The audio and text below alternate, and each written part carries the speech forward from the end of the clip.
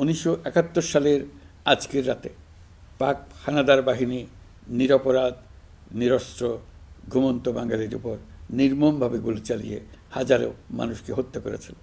25শে March থেকেই এদেশের মানুষের সশস্ত্র প্রতিরোধ গড়ে তুলেছিল। 9 মাসের যুদ্ধের মধ্য দিয়ে স্বাধীন হয় বাংলাদেশ।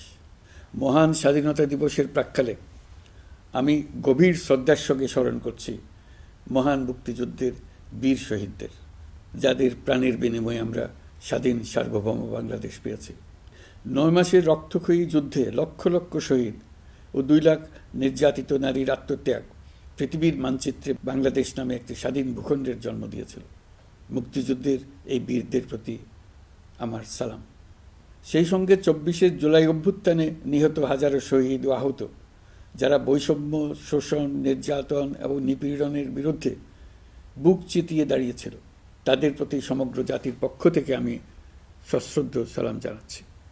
জুলাই গণ অভ্যুত্থান আমাদেরকে যে বৈষম্যহীন বাংলাদেশ গড়ার স্বপ্ন পূরণের সুযোগ এনে দিয়েছে, সেই সুযোগ আমরা কাজে লাগাতে চাই।